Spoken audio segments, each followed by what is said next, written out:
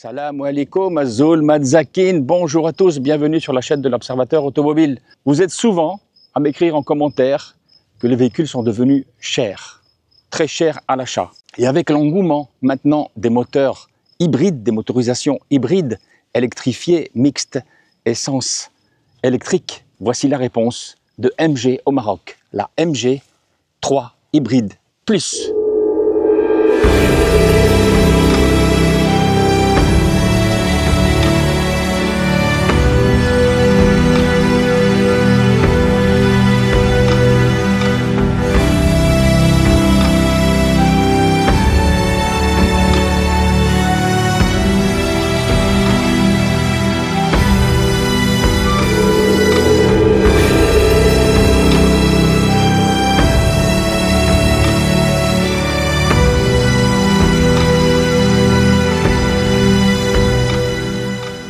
MG Maroc s'attaque au marché très demandé des hybrides, ici en l'occurrence non rechargeables, c'est-à-dire un hybride full hybride avec cette nouvelle MG3 Hybride Plus qui développe, écoutez bien, 195 chevaux en puissance combinée avec en ligne de mire la Toyota Yaris hybride qui est déjà bien présente sur le marché marocain.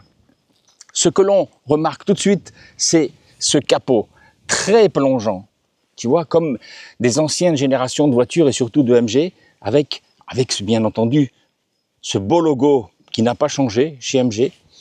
Tu vois, ça plonge vraiment. Ce qui fait que quand tu conduis, tu ne vois pas du tout le bout du capot. Donc, les ingénieurs, les designers, pour pouvoir justement adapter tout l'avant et lui donner un beau caractère sportif, ont été obligés, tu vois, d'élargir, à partir de là, d'élargir la calandre. Mais vraiment de l'élargir pour lui donner, tu vois, avec tout ce dessin qui s'élargit dans ce sens-là une fois et deux fois ici pour venir envelopper cette belle calandre qui, si on regarde bien, si tu t'approches un chouïa, tu remarques qu'il y a une certaine ressemblance avec certains dessins de chez Hyundai, n'est-ce pas? Donc comme je le disais, tu vois, très élargi, ça lui donne l'impression, ça lui donne un caractère très sportif. Et toi aussi, tu auras l'impression d'être dans une voiture un peu musclée. Tu vois ici, dans cette finition Elite, cette petite lame juste en dessous, avec un effet carbone.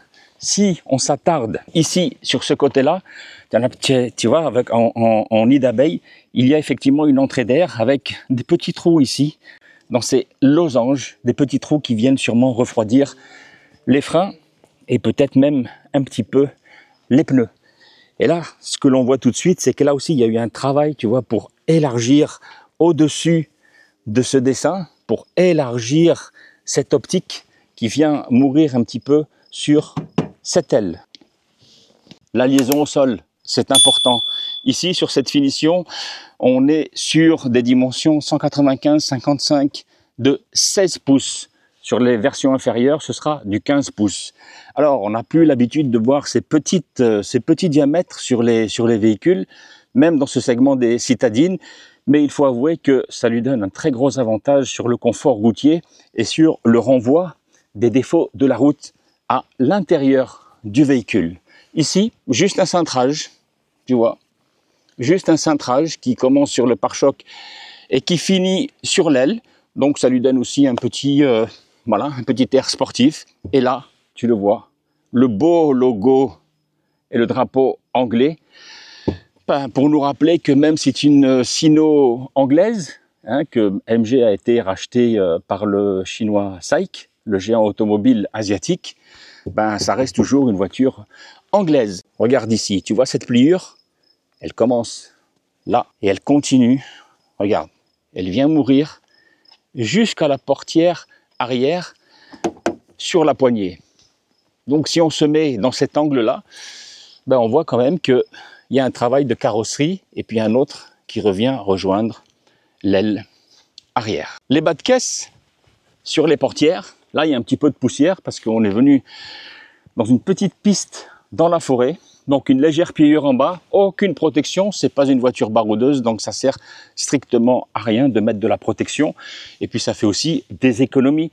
Donc une petite pliure ici, voilà, qui remonte légèrement sur ce travail aussi de carrosserie. Les deux portières, avec ici le petit bouton.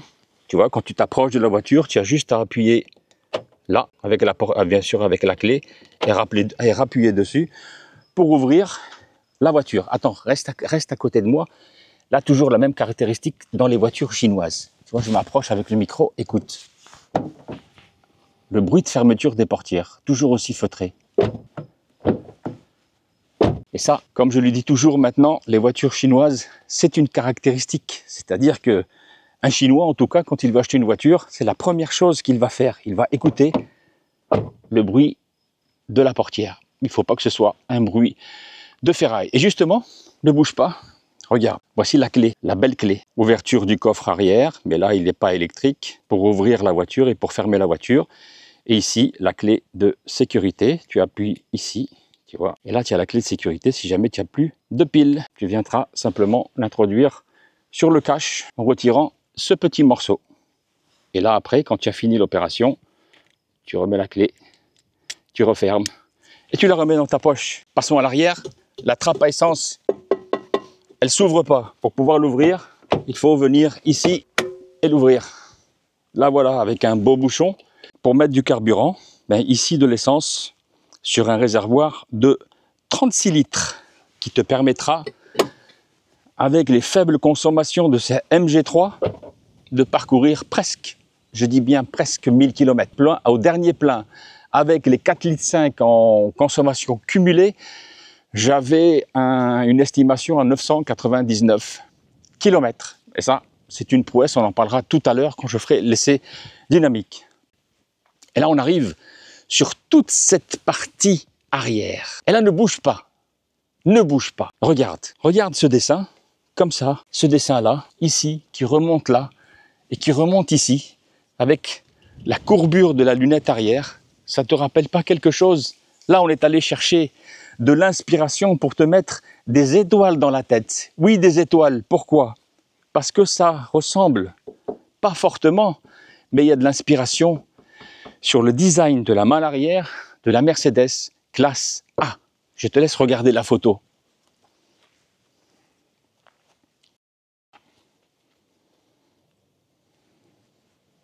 Tu as vu? Tu as remarqué ici, ça, ce dessin-là? Et ici, tu as vu sur la photo de la Mercedes classe A? Tu as vu ici cette encoche? Une là, une là. Regarde. Et quand tu te mets bien sur l'arrière, tu vois qu'il y a une ressemblance. Et ça va te donner des étoiles dans la tête. Surtout pour ceux qui vont te suivre. Bon, ils vont voir le logo MG, mais ça lui donne une certaine personnalité. Donc, en dessous, tu as vu le pare-choc. Ici, avec les témoins de stationnement, là c'est du plastique, là c'est du plastique, un léger, voilà, un semblant d'extracteur d'air. Et là, si tu descends un petit peu avec moi, tu vois une vraie sortie d'échappement. Une vraie sortie d'échappement. Une belle antenne requin, ben, comme chez tout le monde maintenant, et notamment la Toyota Yaris. Ici, tu as l'aileron qui est intégré dans la malle. Et là, on est allé mettre l'essuie-glace arrière. Franchement, j'aurais préféré qu'il soit ici. Et là, il y a une chose qu'on ne voit pas. Ah si, il est là. Voilà, le troisième feu stop, il est intégré dans la malle arrière. On va aller voir ce que donne cette capacité de chargement. Voilà, 293 litres, c'est dans la moyenne de la catégorie. Sac à dos, tu vois le trépied. Et on voit ce qu'il y a ici. Voilà, la batterie et pas de roue de secours, juste un kit de gonflage si jamais tu as une crevaison. Et là, on voit tout de suite qu'il y a des améliorations qui ont été faites parce que sur la première MG3 Hybride Plus qui avait été présentée il y a tout juste une toute petite année, ben, les sièges se rabattaient en une seule fois. Sur les premières versions des MG3 Hybride Plus qui avaient été présentées en Europe, beaucoup de journalistes avaient fait des remarques tout à fait pertinentes, c'est que pour abattre le siège, c'était pas en 2 tiers entière, mais en une seule fois. Donc maintenant, il se rabat en 2 tiers entière pour pouvoir agrandir ta capacité de chargement. Donc tu vois, 2 tiers, 1 tiers. Une chose que j'ai remarqué, ça j'avais jamais vu et il paraît que c'est une caractéristique des véhicules chinois. Le numéro de châssis est aussi mentionné, tu vois, sur la malle arrière. Bizarre. Pas de bouton électrique. Bon, c'est dommage. Donc c'est électrique à la force de la main. Comment sont accueillis les passagers à l'arrière de cette belle MG3 Hybride Plus? Ouvrons cette belle portière arrière et on arrive sur cette contreporte qui ressemble un petit peu à celle de l'avant. Du plastique dur, les baves sur le plastique dur, les contreportes bien entendu un petit peu plus petites, la commande de vitre électrique, la poignée de maintien et de fermeture. Et ici, non, pas de plastique moussé. Et ici, du simili-cuir moussé avec une surpiqûre. Je vais m'installer à l'intérieur. Je mesure 1,87 m et le siège conducteur est réglé à ma taille, à mon style de conduite et il me reste tout juste 4 doigts. Donc c'est, pour la catégorie, c'est raisonnable. Disons que 2 passagers à l'arrière, de ma taille ou un petit peu plus petits que moi, pourront voyager sur une longue distance comme Casa-Marrakech, Fès ou Meknès, en respectant bien entendu les arrêts pour ne pas s'endormir sur la route. Le passager central, donc de ma taille, il passera tout juste. Si j'enlève mon chapeau, voilà, il me reste ici 2 doigts. Donc c'est vraiment très juste. Ce sera plus approprié à un enfant.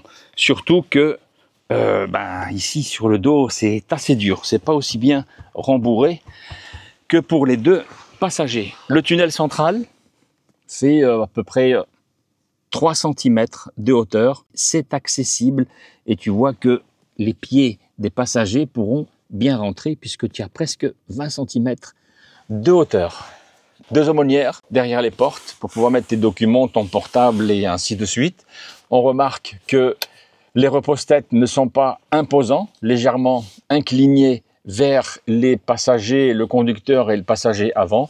Et surtout, ils ne sont pas très larges, ce qui te permettra de pouvoir admirer tout ce qui se passe à l'avant. Est-ce qu'il y a un accoudoir central? Non. Donc ce n'est pas une référence dans cette catégorie. 3 appuis-têtes, bien entendu. On va faire le test du chapeau. Est-ce que je passe, moi, avec mon chapeau? Oui, je passe. Et sans le chapeau, encore mieux. Grille de ventilation. Droite et gauche pour les 2 passagers. Ça, c'est pas trop mal. Et une prise, USB, je regarde ici, USB-A. Pour que les enfants qui sont à l'arrière et les adultes puissent recharger leur téléphone ou leur tablette. Les poignées de maintien, comme une à l'avant sur le passager.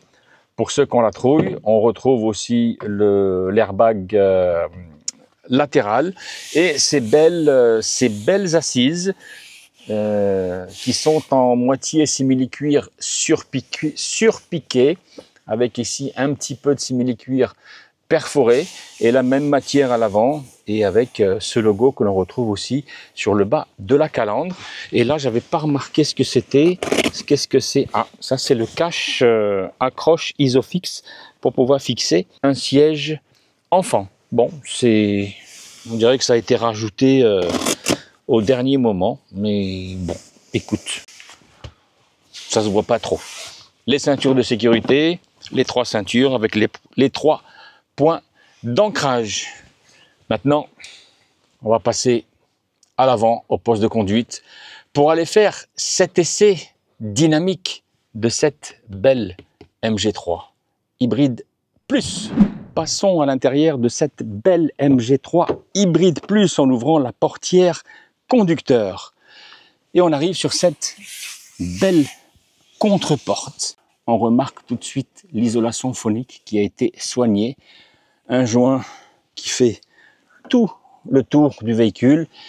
Et un autre joint, on voit ici, tu vois, ça c'est moussé, qui a été aussi apporté. Je pense que c'est pour limiter les bruits de vent qui sont émis par les rétroviseurs. Donc, contreporte, plastique dur ici, dur ici, dur ici, dur ici. dure ici. Ah, ici, c'est du plastique. Ça c'est du faux cuir, du simili-cuir. C'est moussé. Ici, c'est moussé avec une surpiqûre. Donc, c'est moussé ici pour quand tu conduis, eh ben, que ce soit pas trop dur quand tu poses ton coude. Dérangement dans la contre-porte, bouteille d'eau, papier, lunettes, clés et bien entendu les commandes classiques des vitres, des 4 vitres électriques et de la condamnation des portes. Et là, il n'y a pas de réglage des rétroviseurs électriques sur la contre-porte, mais ils sont ici avec le réglage des phares en hauteur et le contrôle de la fermeture centralisée qui est bien entendu automatique et que tu pourras déverrouiller quand quelqu'un voudra rentrer quand tu es en marche. Et nous voici à l'intérieur de cette MG3. On va mettre tout de suite en route pour voir comment s'allume ce beau tableau de bord, cet écran central de 10,25 pouces et le cluster du conducteur de 7 pouces. Alors, la première chose qui saute aux yeux, c'est que c'est un petit cluster en face du conducteur. Mais si tu t'approches un petit peu avec moi, tu vois qu'il rentre parfaitement sur la partie haute du volant, qui est à 2 branches. Tu vois, il s'intègre parfaitement. Donc pour la vision, tu le vois très très bien. Beau volant, avec un méplat en haut, un méplat en bas.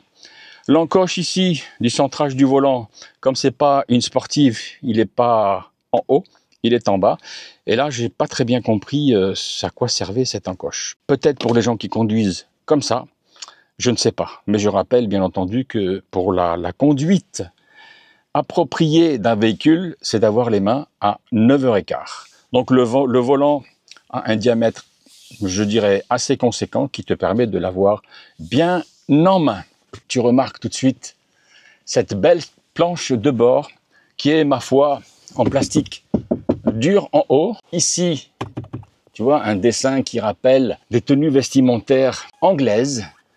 Là, cette partie du tableau de bord juste en dessous qui est en simili-cuir avec des surpiqûres et les grilles de ventilation réglables pour le passager, une autre pour le passager ici, une autre ici pour le conducteur et une autre pour le conducteur. Ici, les petites sorties d'aération pour pouvoir venir dégivrer une partie de cette vitre quand il fait froid. Pour démarrer le véhicule, tu l'as vu tout à l'heure, le stop and start est positionné juste là. Et bien entendu, je ne comprends pas pourquoi les constructeurs persistent encore à le mettre de cette façon où tu ne le vois pas. Là, tu vois, avec cette partie et cette branche, tu ne vois pas. Donc, à chaque fois, si tu n'es pas habitué, tu dois te pencher pour aller mettre en route ou arrêter le moteur. On commence par cette partie centrale où l'on voit, si tu t'approches un petit peu, une prise USB-A pour l'Android Auto et l'Apple CarPlay parce que il n'est pas du tout sans fil. La prise 12 volts pour pouvoir charger un téléphone, mais maintenant on ne met plus l'allume-cigare qui se chauffe pour allumer une cigarette, et une prise USB-A, celle-ci c'est pour charger le téléphone. Ici, un petit rangement pour mettre ton téléphone, pas de chargeur à induction sur ces modèles, ou bon, tu pourras le mettre ici, ou tu pourras le mettre là, ou tu pourras aussi, tu vois, tu pourras le mettre ici. 2 rangements de bouteilles, ça c'est le câble, 2 rangements de bouteilles, donc moi j'ai constaté qu'il n'y avait pas du tout de mousse ici, donc tu entends, ça fait du bruit dès que tu mets même quelque chose en plastique et encore plus en fer. Et la bouteille, tu vois, elle bouge. Et j'ai découvert que tu pouvais, tu vois, les 3 encoches ici, tu pouvais régler, voilà. Si tu as un gros bol de café ici ou une bouteille d'eau, ça permettra qu'il ne bouge pas trop. La commande de boîte de vitesse traditionnelle qu'on commence à découvrir sur de plus en plus de véhicules, cette molette. Moi, j'ai du mal encore à m'y faire, mais je pense que maintenant, ça va être la référence sur toutes les voitures, en tout cas presque toutes. Donc, tu le vois, marche avant, le point mort, et ici, pour la mettre en drive, et quand tu appuies ici, pour déverrouiller le mode parking, le frein électrique, l'auto-hold que tout le monde connaît, et ici, le mode pour changer ici sur, je sais pas si tu t'approches et que tu vas le voir, en mode normal, en mode sport, en mode éco. Voilà. Deux petits rangements là pour remettre encore une bouteille d'eau ou un verre de café ou autre. Comme je te le montrais tout à l'heure, cette petite tablette coulissance pour venir poser ton téléphone. Et l'accoudoir n'est pas du tout réglable. Il s'ouvre, mais tu vois, il s'ouvre en entier sur cette boîte à gants qui est, ma foi, ouverte et pas fermée. Donc il suffit simplement de remettre ça. Et voilà. La boîte à gants côté passager, bon, qui permettra de mettre tes papiers, certaines petites choses, mais pas plus. Et elle n'est pas réfrigérée. Deux pare-soleil, passager, conducteur, avec la petite loupiote ici pour venir voir ou te refaire une beauté. Alors, ce que l'on voit aussi, regarde, tu vois, le pare-soleil, il y a encore une grosse marge là, très très grosse. Et j'ai remarqué encore une fois que quand il y a le soleil qui tape sur le côté ici, tu as encore un gros morceau de soleil qui vient te frapper sur les oreilles et sur une partie de la joue. Et ça, il pourrait faire un effort pour l'agrandir ou simplement, tu vois, mettre, tu vois, une petite coulisse ici pour pouvoir le rallonger.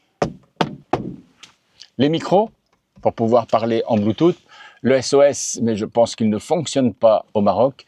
Et ici, les plafonniers que tu peux venir éteindre, rallumer, et ainsi de suite.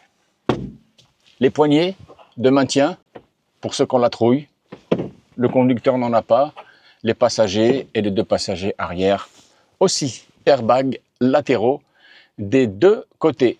Fermeture, ceinture de sécurité, mais qui ne sont pas réglables en hauteur. Vitre électrique pour le passager et la même chose sur les contreportes à l'arrière. La sellerie en simili-cuir et en tissu.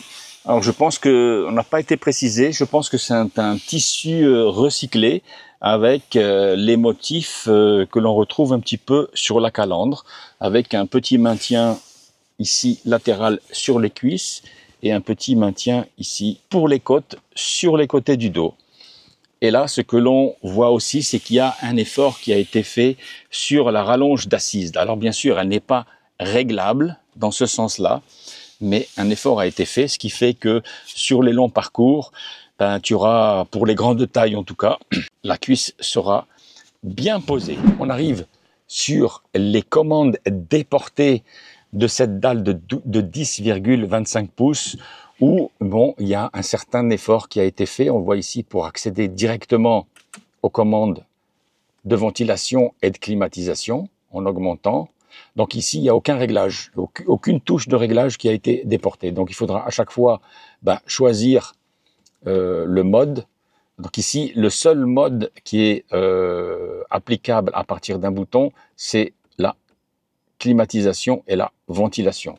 Ou sinon, pour tous les autres modes de conduite de la voiture, tu vois, récupération d'énergie, MG-Pilote, commodité, éclairage et sécurité, il faudra rentrer à chaque fois sur la dalle pour les activer ou les désactiver. Et ça fait l'objet de la deuxième vidéo que tu verras en suivant de celle-ci. Bouton de volume pour le passager, pour qu'il puisse régler le volume. Et situé en Android Auto, donc on va le mettre ici, voilà. Si on est en Android Auto, voilà, automatique, mais par câble, juste en enlevant le câble, tout se désactive et c'est assez réactif. Pour parler du volant, donc toutes les commandes sont accessibles face à toi. Et avec, tu vois ici, 2 étoiles, une étoile remplie, une étoile non remplie. Ça, tu pourras paramétrer tes menus, c'est-à-dire certains menus que tu voudras en accès rapide, tu devras les paramétrer sur ces 2 boutons-là, en réglant aussi les menus sur la dalle centrale. Les commodos, droite pour toute la partie essuie-glace avant et arrière, et le deuxième ici pour l'éclairage, les clignotants et le mode automatique. Et pour finir, le beau miroir ici, le beau rétroviseur pour voir ce qui se passe à l'arrière. On a l'impression qu'il est électrochromique, mais il ne l'est pas. C'est ingénieux de l'avoir donné cette apparence, mais bon, il faudra simplement activer ce petit bouton. Et là, tu as toute la cellule de contrôle des panneaux, alerte de franchissement et ainsi de suite, détecteur de pluie et détecteur de lumière pour enclencher les phares quand la nuit arrive. Les rétroviseurs sont rabattables électriquement. Oui, électriquement quand tu fermes la voiture. Une dernière chose que j'ai oublié de mentionner, les assises ne sont pas électriques, même sur cette finition haut de gamme. Donc il faudra régler en hauteur toi-même, avancer et reculer à la main et l'inclinaison du dossier aussi à la main. Mais en fin de compte, est-ce qu'on règle tous les jours ou 3 fois par jour son siège conducteur? Non, je pense pas. Bon, il y a certains acheteurs pour qui cette option est primordiale parce que ça donne un effet premium et un effet luxe. Mais en fin de compte, moi, ça me dérange pas parce que je règle pas, très souvent en tout cas, mon assise de conduite. Me voici au volant de cette MG3 Hybrid Plus. Je sais, je l'ai répété beaucoup de fois, mais c'est comme ça qu'elle s'appelle et c'est comme ça qu'il faut la mentionner. Donc je suis au volant pour commencer cet essai dynamique et voir comment elle se comporte et combien de carburant elle consomme au 100 km. Mais avant, je vais te montrer ce qu'il y a sous la voiture. Oui, sous la voiture. Le cache-moteur, les trains roulants, les pneus, les amortisseurs, les systèmes de freinage, l'échappement de l'avant jusqu'à l'arrière. Me voici en dessous de cette belle MG3 Hybrid Plus. Comme tu le sais dorénavant, je te montre les dessous des voitures que j'essaye. Donc, tu vois, elle a été montée au service entretien. On commence tout de suite par la ligne d'échappement, ici avec le silencieux qui sort, l'échappement qui sort bien en évidence et qui va jusqu'au moteur. Et l'on voit que les cylindres blocs sont bien positionnés. Encore un autre ici, ici et ici. Voilà, pour isoler les vibrations qui peuvent rentrer dans l'habitacle à l'avant et à l'arrière. On note tout de suite une protection thermique pour la dissipation des échauffements du silencieux ici, parce que quand tu roules et que tu accélères, bien entendu, toute la ligne chauffe. Donc on commence par l'amortissement, les ressorts, les amortisseurs, tout le système de freinage. Ici, ce sont des disques pleins à l'arrière et pas ventilés. Toute la barre qui soutient le train arrière et la même chose de ce côté. Et là, le remplissage du réservoir qui est positionné juste là, un petit peu en retrait des passagers arrière. On dénote des protections de part et d'autre sur toute la longueur du véhicule pour arriver sur le train avant, très bien boulonné. Tu vois ici, très bien supporté aussi. La ligne d'échappement qui rentre vers le moteur et la triangulation, les biellettes de direction. Ça aussi c'est une autre biellette. Le cardan et le système de freinage qui est ici. On le voit avec des disques ventilés et la protection du moteur qui est juste ici, qui se retire pour faire les entretiens et qui vient se fixer jusqu'à sous le pare-choc avant. Donc, tout est bien assemblé, c'est correct. Il y a des boulons de partout. Et on voit ces câbles rouges qui sont les câbles qui relient le moteur électrique qui est ici de ce côté et qui vont, tu vois, ça rentre sous cette protection et qui vont se raccorder juste là parce que la batterie est sous le conducteur arrière gauche. Donc, voilà les amis, tous les dessous de cette belle MG3 hybride. Donc maintenant, je retourne à l'intérieur, je descends la voiture pour pouvoir continuer l'essai dynamique. Et Juan, les amis, je suis au volant de cette MG3 Hybrid Plus, 195 chevaux combinés. bien sûr en full hybride. Et ma consommation depuis 4 jours est de... Je suis descendu à 3 litres 6 au 100 km. Oui, oui, regarde, 3 litres 6 au 100 km. D'accord, c'est une citadine, c'est du gabarit d'une Sandero Stepway, d'une Sandero normale. C'est du gabarit d'une Toyota Yaris.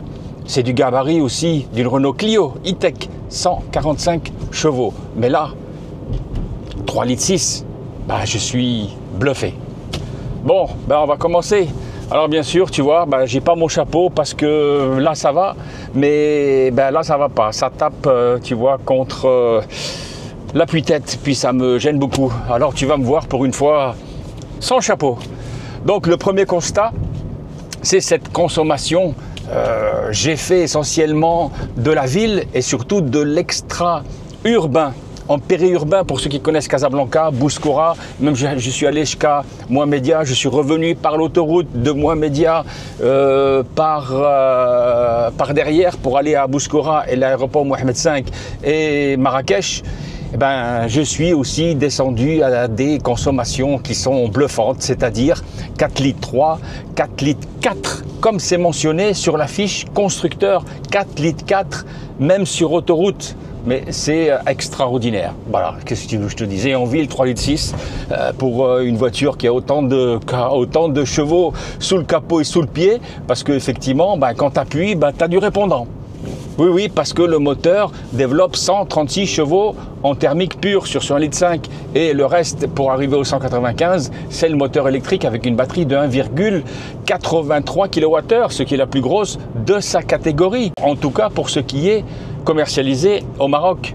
Et ça, franchement, bah, ça vaut tous les discours. Parce que maintenant, même si les véhicules sont devenus chers à l'achat, bah, on essaye de soigner sa consommation et on réfléchit, en tout cas pour ceux qui n'ont pas les moyens de mettre 30 ou 40 000 euros dans une voiture, pour circuler tous les jours et même pour aller en week-end ou aller voir sa famille hors de son périmètre urbain, ben on réfléchit à la consommation de la future voiture que l'on va acheter. On va passer tout de suite à la conduite. Moi, j'ai tout de suite pu trouver ma position de conduite. Donc, il n'y a pas dans cette version Ultimate, il n'y a pas le réglage électrique, mais ma foi, bon, tu fais ça à la main, mais dis-moi franchement, dis-le-moi franchement, tu me l'écris en commentaire. Le fait d'avoir les réglages tout électriques, en avant, en arrière, en haut, en bas, le dossier, avec tes commandes électriques sur le côté, tu l'utilises tous les jours? Non, franchement, tu l'utilises tous les jours? Non, tu l'utilises pas tous les jours. Tu l'utilises, allez, 1 fois, 2 fois, 3 fois par an parce que tu as prêté la voiture ou parce que tu as fait un entretien, le mécanicien a fait un essai et puis il a réglé à sa taille. Donc c'est tout. Donc c'est pas une référence, avoir le siège électrique. Bon. Ça, c'est que mon avis. Donc, sur la prise en main, pour moi, elle a été rapide avec, tu peux le voir, amplitude de réglage en haut et en bas.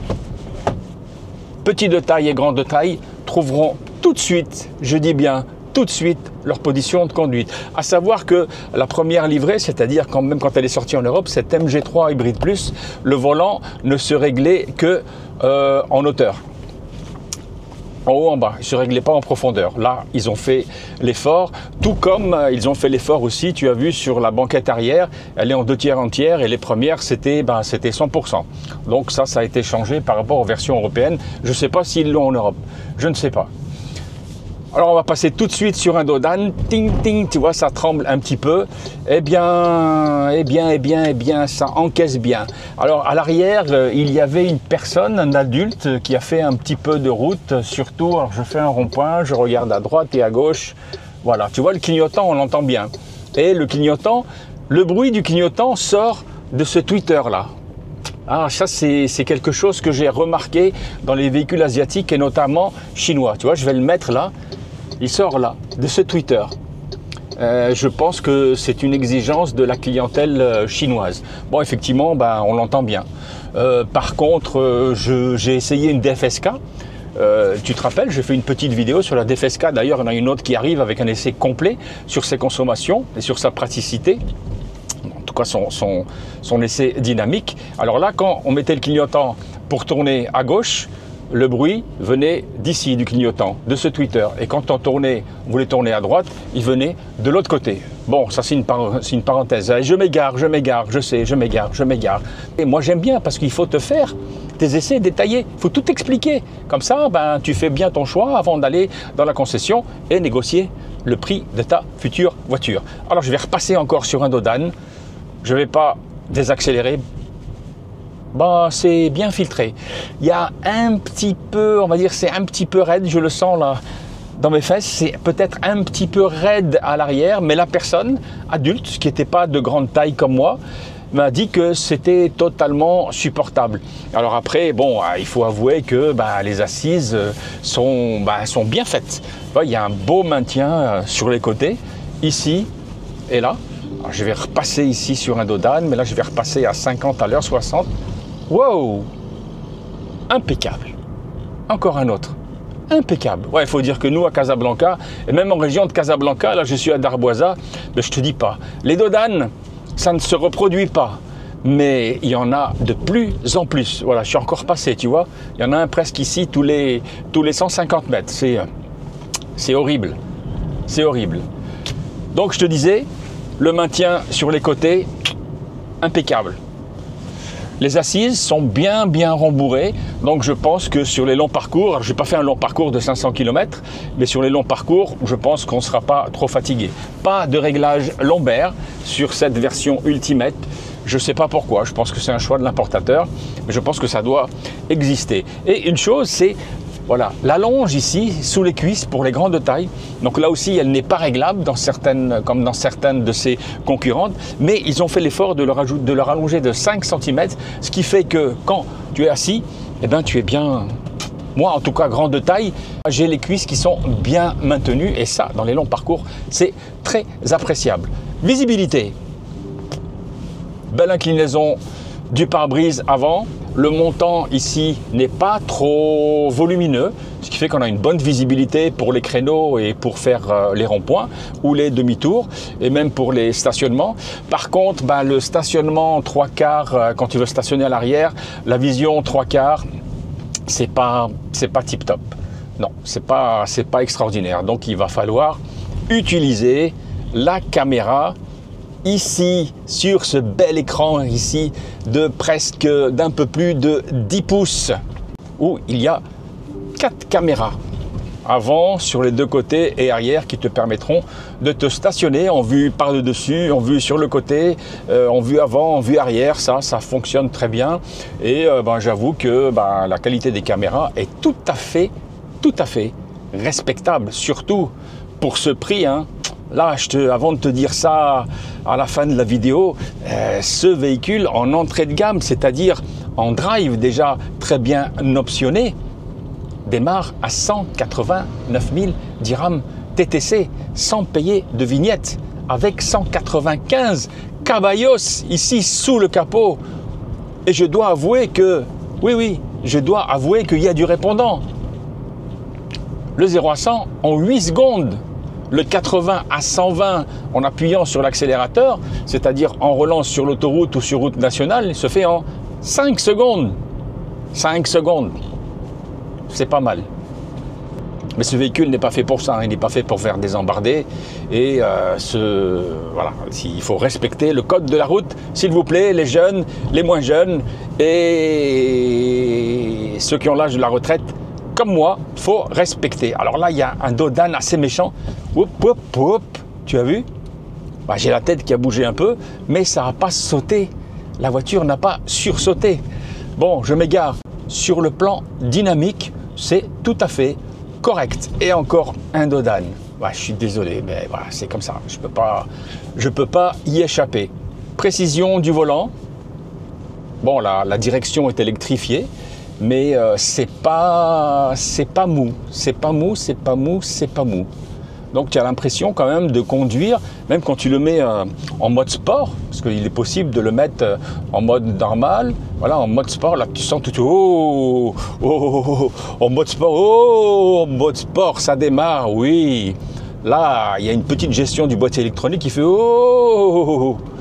Oui, il y a des caballos, les 195 chevaux, ils sont là les amis, donc je remets, tu vois, en mode éco, en mode normal ou en mode sport. Tout est accessible sous la main.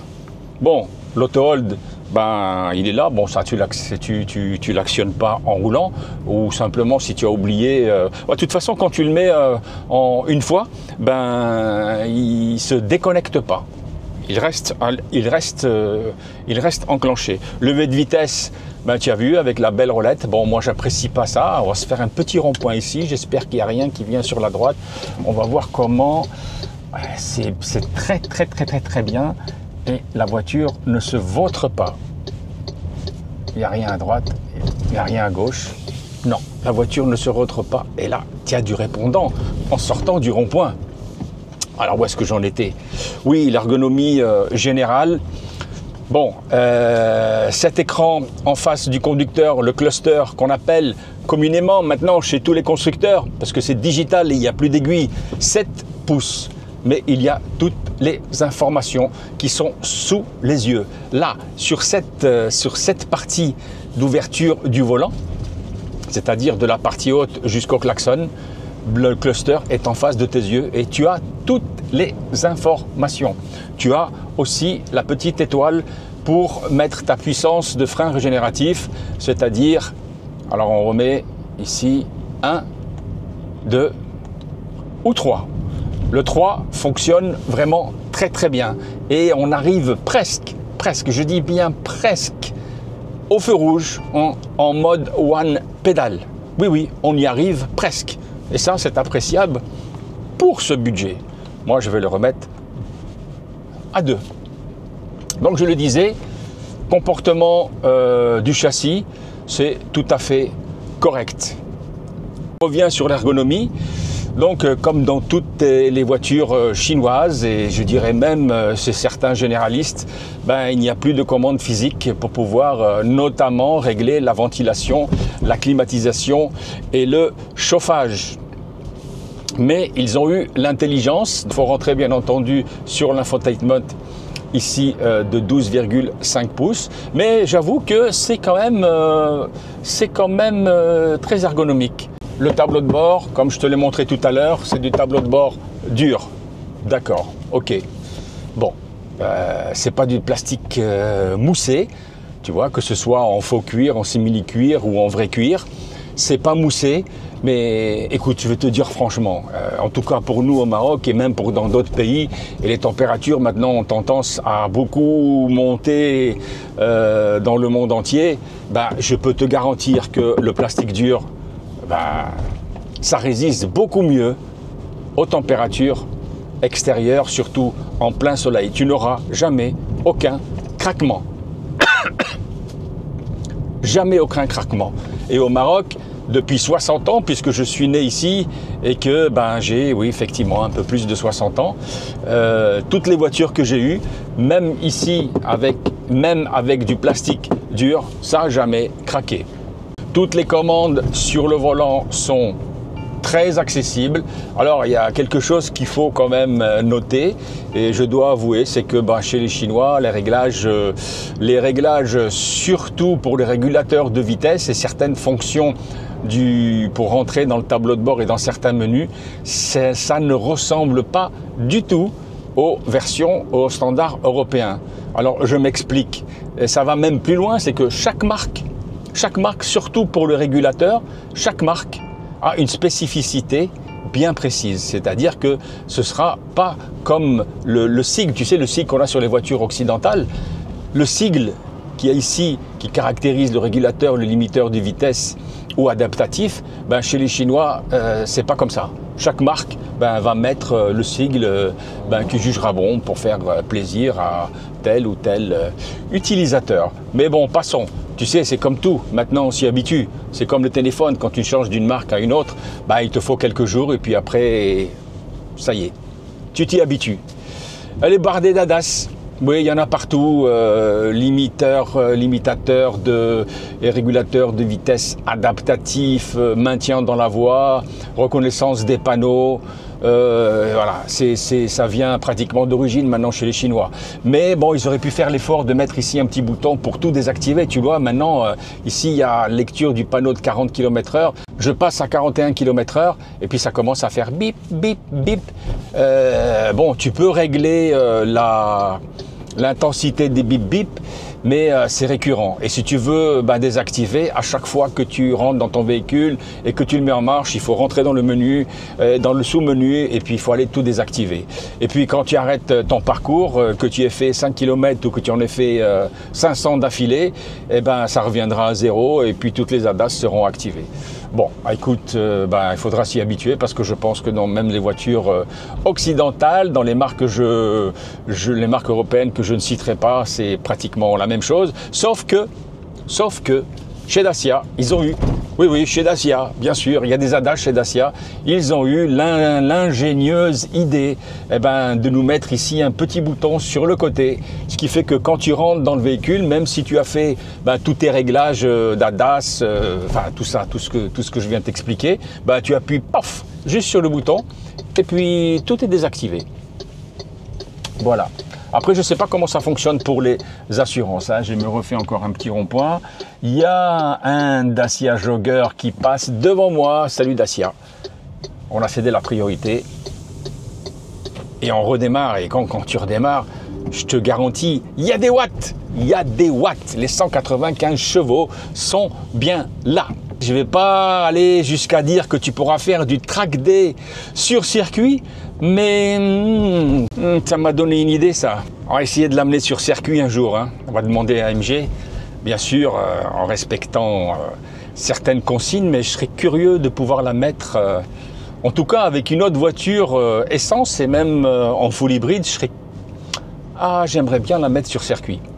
À voir et à discuter, et dis-le moi en commentaire si tu souhaites que je la mette sur circuit, peut-être avec une autre voiture de sa catégorie, pour voir ce que ça donne.